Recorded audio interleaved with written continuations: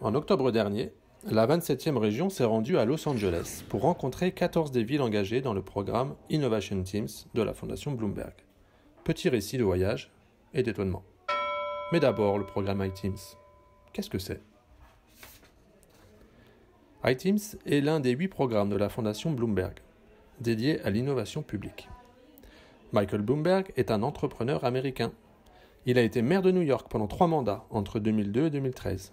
Il s'est alors emparé de sujets comme la réduction de la criminalité, les transports urbains, l'environnement ou encore la santé publique. Au fondement de son engagement de maire puis de philanthrope, la conviction que les pouvoirs locaux sont les mieux à même de s'emparer des grands enjeux de nos sociétés au bénéfice des habitants. Pour cela, ils doivent développer leur capacité d'innovation.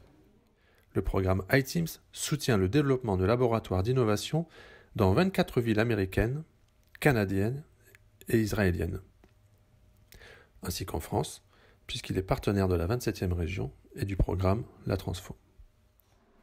Les villes sélectionnées reçoivent alors un financement qui leur permet pendant 3 ans de recruter une équipe d'innovation. Celle-ci s'emparera de 2 ou 3 grands sujets clés pour leur ville et ses habitants. Il s'agit de développer un portfolio de réponses nouvelles et ambitieuses et de démontrer leur impact tangible sur les habitants. Les maires sont très impliqués dans le développement du programme. Ce sont eux qui choisissent d'engager leur ville, qui déterminent les grandes priorités de travail. Les équipes d'innovation sont placées directement sous leur responsabilité. Ici, le maire de Los Angeles, Eric Garcetti, qui explique, par exemple, comment le travail d'iTeams a été profitable pour sa ville. Les équipes iTeams. Elles débutent avec 3 ou 4 personnes dans les premiers mois, pour se développer ensuite rapidement jusqu'à 8 ou 10 personnes, voire beaucoup plus. Les profils recrutés peuvent être très divers, quelquefois inédits, surtout du point de vue de l'administration française. Par exemple, voici Paula, directrice du laboratoire d'innovation de Toronto. Elle coordonne l'équipe, pilote ses orientations, les relations avec les partenaires, etc. Voici Justin, data analyst au sein de l'équipe de Baltimore. Il identifie les données disponibles, les analyse, apporte un contexte aux informations qualitatives récoltées. Voici Titiana, narratrice au sein de l'équipe d'Austin. Elle analyse et partage la parole des parties prenantes, crée de nouveaux narratifs, une langue commune. Il y a aussi des research designers, des design stratégistes, des programme managers, des analytics coordinators, etc. Les questions que nous nous sommes posées. Les 2 programmes ont-ils réellement des modèles opposés ? iTeams se focalise sur la construction de solutions pour les usagers avec une équipe dédiée, quand la Transfo cherche à développer les capacités d'innovation interne des agents. L'ampleur des enjeux auxquels s'attaquent les équipes iTeams nous a frappés. Améliorer la situation des sans-abri, revoir le recrutement de la police, développer les commerces de proximité. Les équipes que nous avons rencontrées ont quant à elles été intéressées par l'idée de dédier du temps à l'émergence du laboratoire avant de lui attribuer des ambitions parfois très larges. Que se passe-t-il au bout de 3 ans lorsque le financement Bloomberg s'achève ? Les laboratoires doivent construire un modèle économique. Pour beaucoup, la ville poursuit le financement de l'équipe d'innovation, souvent sous une version réduite. D'autres construisent des modèles mixtes en faisant appel à des fondations locales ou à d'autres partenaires privés. Comment les équipes iTeams sont-elles animées ? Est-ce que cette dimension managériale fait partie des zones d'expérimentation ? On garde la question pour la prochaine fois. Maintenant, les méthodes de travail. Les équipes iTeams reposent sur une méthode d'innovation rigoureuse et ambitieuse. Un bref descriptif en 4 étapes. Phase 1, qui dure 2 mois environ. Recrutement de l'équipe d'innovation, sélection des priorités de travail par le maire et son équipe. Phase 2, 4 à 6 mois, investigation. L'équipe mène un travail de recherche sur la priorité de travail. Elle détermine l'aspect du problème sur lequel elle pourra agir et obtenir des résultats tangibles et mesurables. Elle collecte des données qualitatives et quantitatives. Elle développe des hypothèses de travail et fait émerger quelques idées clés.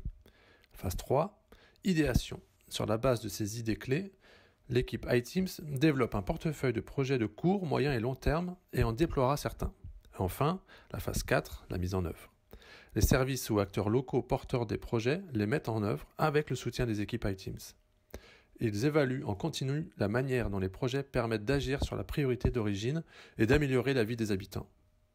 Tout au long du programme, les équipes iTeams travaillent avec les services, les habitants et les associations, les partenaires publics et privés pour les associer à la définition du problème et aux réponses à imaginer. Toutes les étapes doivent produire des éléments mesurables. Une part importante du travail d'iTeams consiste à identifier, produire et analyser des données qualitatives et quantitatives. Une stratégie de communication est développée pour rendre visible le travail de l'équipe, créer de l'adhésion. Enfin, le portage politique doit lui aussi être constant et visible. Quelques points nous ont semblé intéressants à relever en comparaison avec la transfo. Dédier plus de temps au travail de recherche et de collecte de données quantitatives influerait-il sur notre façon d'appréhender les cas pratiques ? Les équipes iTeam consacrent plusieurs mois à cette étape. Leur approche est quasi scientifique. Les données qualitatives et quantitatives se complètent pour valider les hypothèses, rendre les démarches plus efficaces. La transfo a développé quant à elle une approche plus empirique et intuitive. La mesure d'impact. Comment intégrer une mesure d'impact dans les futurs laboratoires ? De l'amont à l'aval de la démarche, la mesure d'impact est au centre de l'approche iTeam. Elle permet de lui donner une visibilité, les ajuster et de les rendre plus efficaces. Une approche artistique des formes du design, une spécificité de la transfo ? Nous avons réalisé combien la transfo avait développé une approche créative, des interviews outillées aux propositions de scénarios extrêmes. Il s'agit d'interpeller, d'éveiller l'imaginaire, mais aussi de rendre l'action publique plus désirable et plus curieuse. Comment embarquer les services et les partenaires de la démarche ? Au cœur de la transfo, l'idée de faire avec les services de co-construire le laboratoire. Les équipes iTeam, elles, insistent sur l'importance de développer des relations de confiance avec les partenaires internes et externes.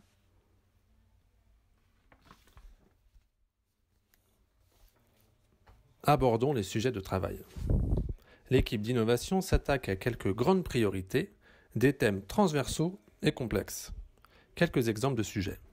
À Tel Aviv, l'équipe a traité l'enjeu de la revitalisation urbaine et de l'intégration au sein d'un quartier de la ville dont la population a rapidement augmenté suite à différentes vagues de migration. Elle s'attaque aussi au sujet de comment mieux vieillir à Tel Aviv. À Los Angeles, l'équipe cherche à améliorer le recrutement de la police locale afin qu'elle soit plus représentative de la population de la ville et remplacer les 40% de ses agents qui partiront à la retraite dans les 10 prochaines années. À Austin, l'équipe s'est emparée de la question du recyclage afin de stimuler de nouvelles pratiques et comportements chez les habitants. Elle travaille également sur l'accueil des sans-abri. À Détroit, enfin, l'équipe a pour ambition de réduire la violence par arme à feu. Si les transfos s'attaquent à une série de cas pratiques d'envergure plus modeste et pendant un temps bien plus resserré, l'un et l'autre explorent certains sujets communs. La carte citoyenne, les éco-gestes ou encore les services aux personnes âgées. Le partenariat a bientôt 1 an. La prochaine étape est un voyage d'études aux États-Unis en 2018. Tadam !